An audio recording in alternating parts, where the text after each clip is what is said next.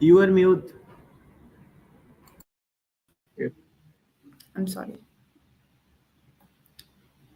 Good evening, everyone. My name is Simiran Choudhary, and I'm delighted to welcome you all to today's special session titled Think Pink, Act Now, Screen, Fight, Win, organized by Voice of Healthcare and proudly supported by Cadila Oncology to mark the occasion of International Women's Day 2025. As we celebrate the strength, resilience, and remarkable contribution of women across the globe, it is equally important to shed light on critical health challenges faced by women, one of them being cancer. So, this session aims to emphasize the importance of early detection, routine screening, timely treatment, and creating widespread awareness to improve cancer survival rates among women. And today we are truly honored to have with us Dr. Siddharth Pant, medical oncologist at Lucknow Cancer Institute, a highly esteemed expert who has dedicated his career to cancer care, patient advocacy, and advancing treatment protocols. Through his remarkable expertise and unwavering commitment, he has transformed cancer care by ensuring timely diagnosis, personalized treatment, and compassionate care, significantly improving patient outcome and quality of life. Welcome to our show, Dr. Pant. It's an honor to have you with us. Thank you, and thanks for inviting me for today. Thank you so much, sir.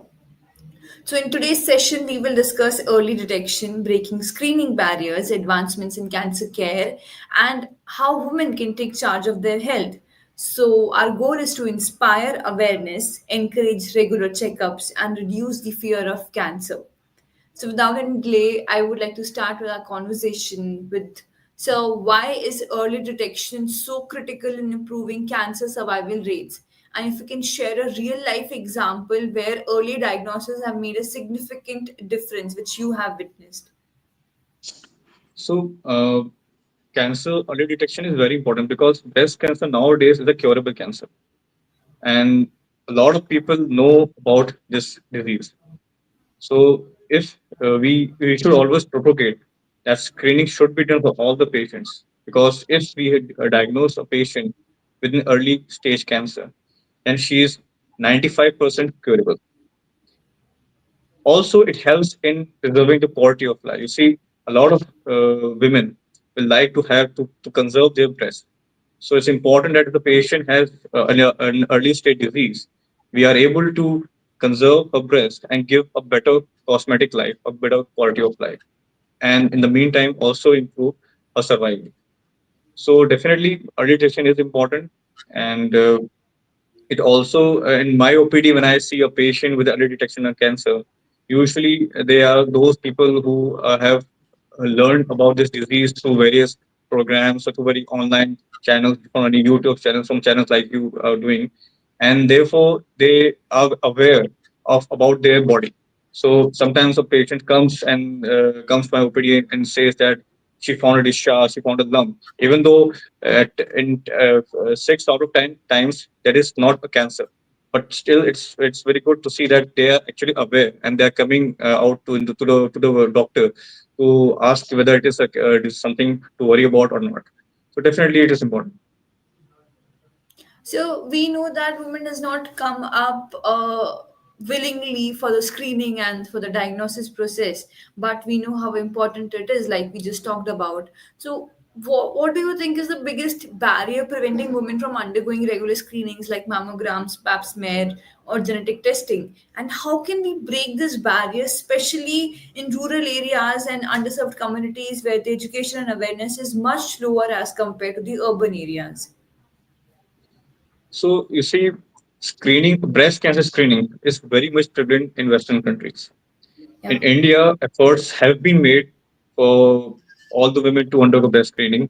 We have ICMR, Indian Council of Medical Research guidelines, which have different steps of offering screening programs, and they propagate also. Even there are a lot of camps going on to educate women in urban as well as in rural areas for breast cancer screening. But the biggest barrier in India, so the most common is, first of all, is cost. You see, a mammogram usually costs around 2,000 to 2,000 rupees. So for a person living in a rural area, that's a lot of money. Yes. Second thing is about education. So again, in the rural area, they are not educated. Most of them are illiterate. So they don't know about the consequences of this disease. Cancer is also a lifestyle disease. Usually, if you see, the incidence in India is mostly found in certain parts of the country. Usually, as per the ICMR report, it was the highest incidence in Hyderabad and in the urban cities. So why is it so? Because it's a lifestyle disease. People nowadays work so much, there's so much stress, and stress is one of the factors in risk factors of breast cancer. Late menarche, early menopause, and, late marriages, all these contribute to this thing. So, and they don't have time for this screening. So this is also a factor which is found mostly in urban areas. In rural areas, the first is economy, the money issue. The second is education, and the third most common is a taboo. See, cancer is a big taboo in these areas, especially in rural areas. In urban areas, not so. No, it's a common thing because of the incidence of disease. But in the urban, in rural areas, it's a taboo. So if the patient is always afraid that if she is diagnosed with a cancer, then people will say that she's like boycotted from the society. And in a mind, she might not be able to do her regular things which she used to do earlier. So even if she finds out that she has some problem, she will never come out and say, "Okay, I have this thing." So it's a very important thing. Rightly said, sir. The fear and all this anxiety which goes in the head. If even if diagnosed, even if they go for the prevention, if what if some cancer is diagnosed or something, that may change the life forever, and so many other things which will affect her and the family as well. I think that is the fear, that is the anxiety. They do not come out willingly for the diagnosis and prevention, the screening. But we also need to emphasize on the fact that if they go for the regular screenings, the checkups, if diagnosed at an early stage, the treatment time is reduced, the treatment process is reduced, it is less complicated as compared to if diagnosed at a later stage. But just to, like we said, Ki, there are many other fears for the cancer screening. How can healthcare professionals encourage women for routine checkups without causing them that unnecessary of anxiety in their head? How can we counsel them for this? So there are a lot of myths about cancer. The most common which I see in my OPD, that whenever a patient comes with a diagnosis of a cancer, any cancer, they ask me कि क्या ये छूने से फैल सकता है? Mm. So myths like that. Some of the patients when they come to me when they are suspicious of any cancer, and I ask them for a biopsy for a टुकड़े की जांच का, so they have a fear that biopsy नहीं कराएंगे उससे बीमारी फैल जाता है. So there are a lot of videos going on internet which are proclaiming that biopsy should not be done, it will spread the cancer, which is all false.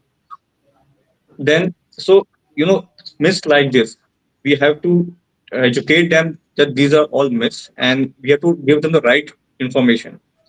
And for this, the healthcare professional like doctors, especially in the field of oncology, they should come in front, and they should do very patient oriented programs, not just overall, but patient oriented programs. We have, and based on the type of people. You see, you can have camps in urban areas, you can camps in rural areas. In both these areas, you have distinct type of people. So lot of education programs, camps. Even I think we should do in schools also and educate the teachers, especially the girls' schools, and to teach about the importance of breast disease and the lifestyle. In urban areas, when we do certain programs, we always discuss about the lifestyle, about the stress, the working hours, and the lack of physical activity. The obesity, like, is very common in urban areas. So these all things are very important to educate these people, and for in asking them to come for screening is important in the way that screening helps for early detection, as I've already told. So we should tell them ki, because breast cancer is growing at a very large scale. As per the ICMI, by this next 2 years, it will increase by 13%. In India, it is the most common disease after oral cavity cancer. So it is like in every 8 out of 10 women of high risk factor, they are found to have any type of suspicious disease in them. So it is very important for them to see that screening will help them in detecting early cancer, and only by giving the information that okay, these are the risk factors, these are the myths, and this will, and if you are diagnosed early, then this will help you in this way, and how we can cure, because we have to make them sure that this is a curable disease. We have to Yeah. make them believe that this is a curable disease only if you are coming forward and telling us about this disease. So you rightly said there are many other breast cancer cases increasing rapidly, as you stated the ICMR report. But I have to ask, what could be the leading factors for this? Is this lifestyle disease? Is it the genetic, the family history or something? What could be the contributing factors for the increase in rate of breast cancers among women? So, as I told, unmarried people, a lot of women, they don't marry, so it's and they don't have any kids, so it's nullipara. Then early, late people who have obesity, those who have a late menopause, then in women who have those who have the lack of physical activity, any genetic risk factors. Suppose the patient has a history of cancer in a family, so they are very high risk of developing breast cancer. And patients who have a previous history of any breast disease, which is not related to cancer, but have undergone any procedure for that, that also increases the risk of breast cancer. Then even now, earlier it was that patients who were on oral contraceptive pills, so they were at high risk of developing breast cancer. But nowadays, those LCP formulations are in such a way that these risks have reduced a lot. So mainly about the menopause status, the nullipara status, the lifestyle, the stress, their working hours, obesity, all these factors. So that's why it is called a lifestyle disease, because they are more common in urban areas than in the rural areas. I think you pointed out right facts. But these were the talks which we discussed about the factors and the prevention and everything. If we all agree about the latest technologies and advancements we have come through, it's a long way after the research, clinical trials, and everything. We are capable enough with advanced technologies to treat cancer, right? So, what do you think are some of the most promising breakthroughs in breast cancer, cervical cancer, or ovarian cancer treatment today we have? So the breast cancer, first of all, the diagnosis. The in the past 40 years, the way we have been able to diagnose breast cancer is very important. And the mainly in the management part, nowadays we have a lot of sophisticated medicines. We have radiotherapy. So they basically, there are three parts of treatment: one is surgery, one is chemotherapy, and one is radiotherapy. So in chemotherapy, definitely we have advanced a lot. Like in the case when we have gone to targeted therapies, hormone therapies, we have immunotherapy also. So even nowadays, if a patient comes with a stage 4 or advanced disease, and in that case also, if we have a immunotherapy, if the patient is able to afford target therapy also, her survival is in years now. So this was not possible 4 years back. So this is basically because of these therapies, and this is because we have more knowledge about the molecular biology of the disease. So earlier we were only about having a superficial knowledge about what is breast cancer, but now we have a detailed knowledge about the genetic mutations, the molecular transformation, how breast cancer evolves. So this helps us in finding out newer therapies in the form of target therapy, immunotherapy, which are now being affordable to patients and available in India also at a reasonable rate. And some of these definitely are very costly, but still most of them are at a reasonable rate. And this definitely has increased the survival of breast cancer. In the case of cervix cancer, we have the vaccines, basically, which are called the adolescent vaccines, which we usually give between the age 9 to 26 years. And recently, the Serum Institute of India has launched two Indian made vaccines also for cervical cancer only. And so definitely that has prevented the incidence of cancer cervix in India. And because the most common risk factor for cervical cancer is human papilloma virus. So the vaccine which has been made, it acts against those variants also. And so these are some of the advancements which has been done in breast cancer and this cervical cancer. Also, the because we know that these are related to, and so these are genetic mutation, these are inheritable. So so we have screening programs also for these high risk patients. So this Yeah. helps us again in identifying those patients who might develop cancer in future. So so we advise them for regular screenings, and definitely whenever we diagnose something, we treat at that point.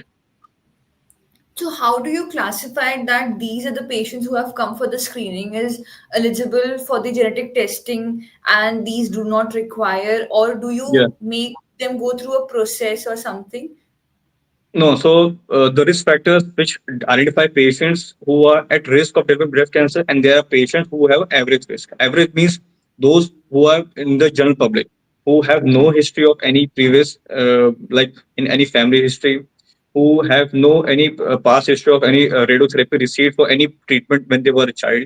So any past history of any radiotherapy, any family history, or any other disease which is not breast cancer but any other cancer which is likely to have a effect on developing breast cancer in future.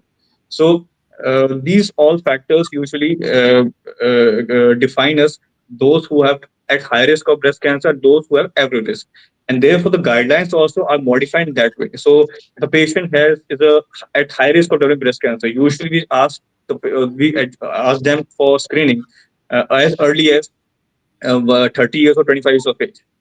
For patients who have received any radiotherapy in their childhood for any malignancy, mainly those are those patients who have any lymphoma or any blood cancer. So they have a very high chance of developing breast cancer later on. So in those cases, we advise them for mammography at 25 years of age and annually. And those others at least by age of 30 years or 25 years. And for normal population, we only do for at by age of 40 years. Thank you so much for shedding light on that important aspect because I think people does not know who is eligible for what kind of process, what our testing is available to us, and at what age they should go through this. Since we're talking about the advancements in technology, we also have a buzzword in healthcare, which is AI. So, with AI and technology improving diagnostics, do you think we will soon have some home based or non invasive screening method for women's cancers? Because recently I believe there's some self-testing kit for HPV vaccine has been launched. But what about the ovarian cancer or the breast cancer? So you see, definitely AI has a role and will have a role later on in oncology, in all the disease, and in all the modalities also, be it surgical oncology or radiation oncology or medical oncology. In the particular aspect for breast cancer, I would say definitely AI has a role in screening. So you see, for a screening, we have a mammograph. So in mammograph, it's a very is requires a skilled professionals, radiologists, to diagnose any tumor. So AI definitely will help them in diagnosing those cases which may be missed by some people. Then AI definitely will help in planning a treatment for a patient based on the patient's biology. When we feed the machine with all the details of the patient and all the parameters.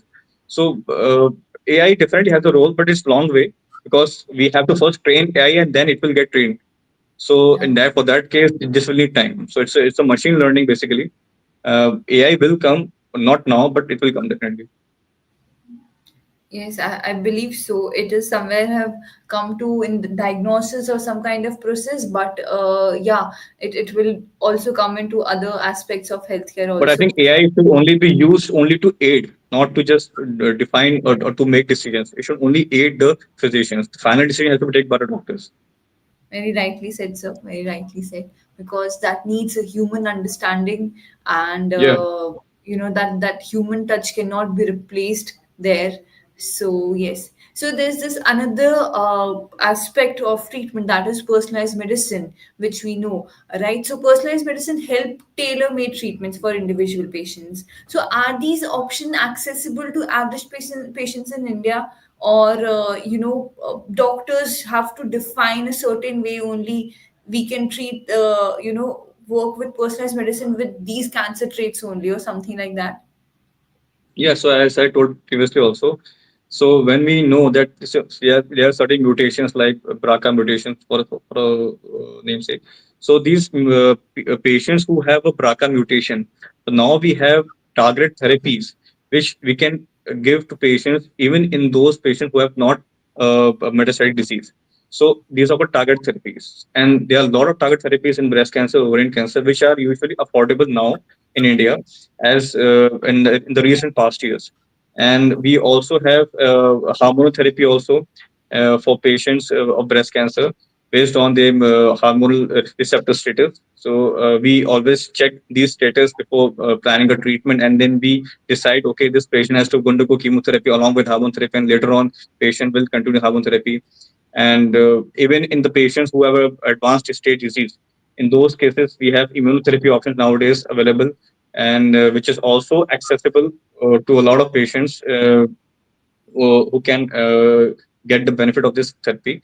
And the survival has greatly improved in breast cancer. So now, as I told you before, the, for 30 years back, breast cancer with the stage 4 disease was had a chance of 1 year or less than a 1 year.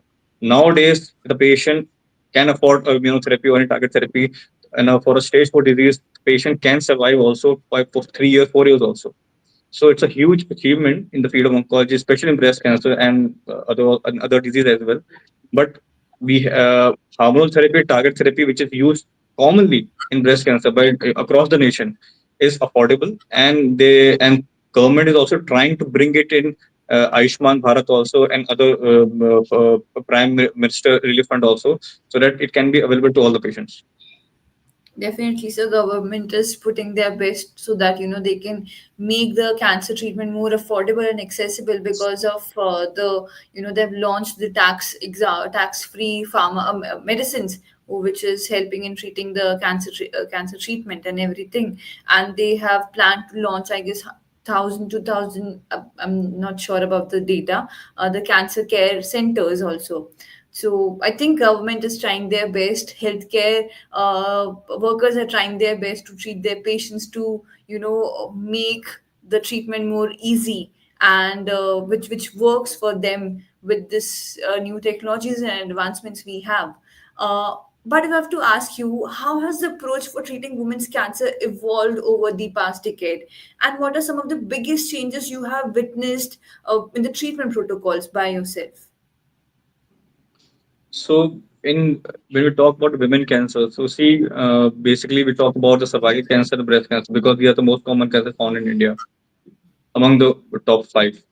So, in cervical cancer, definitely, as I told you, we have vaccines available, and people are now very well educated about the importance of this vaccine, especially whenever there's a newborn baby, and the parents usually ask that, okay, whatever vaccine we have to give. So some of these vaccines are included in some schedules also, and this definitely has helped in decreasing the incidence of cervical cancer. And when we talk about the breast cancer again, the awareness has increased among people, and we also have highlighted about the risk of breast cancer. So people know that these are the risk factor of breast cancer, and this has helped in a way that breast cancer now the treatment is available in across all the cities of India. So you see, it is affordable. And earlier for breast cancer, we had to go to a premium institute, AIMS, Tata Hospital, like that. But now a person who is in Lucknow or is any other area can have access to this treatment, and this is only because of the awareness of the patient about the improvement in the technology, the treatment basically, and the accessibility, of affordability. So mainly the advances is in the treatment part, and definitely the knowledge about the disease has increased a lot in the past 10 years, which has helped us in tailoring the treatment and in finding out new target therapies, hormone therapies, as I told you before also. Mainly these advances are there, and definitely in other diseases also, like in the lung cancer also, we have the role of immunotherapy and target therapy, which has drastically improved the survival in lung cancer, even in the patients who have a stage 4 disease. So this is again because of the knowledge of the disease. And in India, in most of the cancers, which lung cancer is also one of the most common cancer, which is also the most common in the world. Also, we have affordable treatment and good survival patients who can afford this treatment. And apart from that, we have lip and oral cavity cancer also, which is also the second most common cancer in India. So we have so many programs which are launched by doctors for asking the patients for not to use tobacco, for abstain for yourself from any tobacco exposure and any cigarette smoking. And this has helped in controlling the incidence of the oral cavity cancer in India. So, Yes, there's a lot of awareness programs and the government initiatives which is going on, and with the new treatment options we have, I think there's a lot of change which you all mentioned about to us. But with this treatment, but with this treatment, we know there's this another factor which strains the patient and the family, the emotionally support they need. It strains them financially, everything. They give them a kind of emotional trauma. So that emotional counseling is very, very important for the patient and for the family. So how do we, how do we need to integrate this more psychological care into oncology, according to you? so you see, if a patient suffers from cancer, the economic burden which he undergoes is huge, and this also adds to the psychological trauma which he has to face. You see, if a patient has is a oral cavity cancer, his face will be disfigured. If a patient has a breast cancer, his breast will be disfigured because the whole breast has to be removed, or a part of the breast has to be removed. So these are a lot of physical trauma or psychological trauma adds to the economic burden, which is a lot of patients have to suffer. So, and there was an article by the Tata Hospital also in for oral cavity cancer that almost some I don't have the exact figure, but this many crores are spent yearly on cancer treatment in India. And what this is causes, this causes a patient who has a cancer, he loses his job. He might be the only bread earner of the family, and Yeah. this again, and he must be having kids, so they have to leave the school because they can't pay the fees. And some of the patients have to come far for the treatment, but they don't have any place to stay. They don't have any access to good food also during the treatment. So all these things are there. People who undergo any cancer treatment, the biggest burden is economy and psychological trauma. So how to improve it? First, by helping them in counseling. So we have counselors in any oncology center. There are definitely some counselors are there who counsel the patients about the further step which they have to take, how they should manage these things. Then there are various aids which are associated with hospitals, which help patients who definitely are in need of this for the continuation of the treatment. There are a lot of aids for the children right nowadays. There are more aids for children than for adults. In premium institutes like AIMS and Tata Hospital, they have housing facilities so that they can stay. They have good food. They provide with financial aid also for the treatment, which definitely uh, helps these patients and motivates them in continuing the treatment. So no, this also helps in a way that a patient who has diagnosed a cancer, he doesn't have to think that okay, so how will I get treated? So he knows that okay, there are schemes, there are people who can help them, and there are various funds available there in hospitals, so they can go and treat themselves. Yes, there are other patient supports group also which helps them financially Yeah, or in any other aspect which needs support, because of the awareness and the kind of acceptance in which community have, or community or the other groups, or there are different I guess hospitals also help in their own way to support the patient and the family. And with that support only, patients and the family are able to fight against cancer. They are able to take this treatment in a positive way, that we are all ready to fight, we have all kind of support available. So I think that is one of motivational factor for them also. and this Lastly, and these patients only then spread. but themselves they're okay, we got it at this place, so we have this facility, we got this fund available. So other patients who have cancer, they also come like that. By word of mouth, these things spread away. Yes, and with the kind of engagement, community engagement program where cancer survivors meet the cancer patient, that motivates them much in a bigger way. If they can, we can also do it. That's Yeah, the kind of definitely. motivation. Yes. As we are moving towards the end of our session, lastly, I would like to know what advice would you like to give to women today to take charge of their cancer, their cancer risk and overall health, as it's an ongoing initiative for International Women's Day.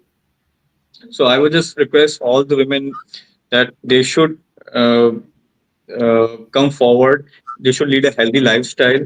First of all, they should always go for any screening as recommended by the various societies, and they should always help others also and spread the word about the screening programs which are available in India or anywhere if they found out about this disease.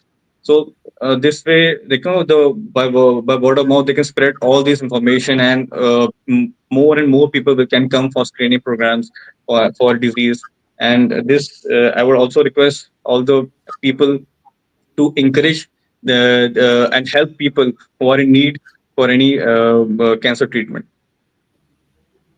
Yeah, thank you so much for sharing your valuable insights because with your help and support, we are trying to motivate, inspire, and encourage all our listeners out there, especially women, to fight against cancer, to take charge of their health, to motivate them so that they come forward for the regular screening and diagnosis. We can diagnose it at an early stage if there's something. If not, then they're all free from mind to enjoy, to live their life as they want to. But if diagnosed, doctors are there, all the healthcare professionals are there to treat them on time, to give them the best treatment they have.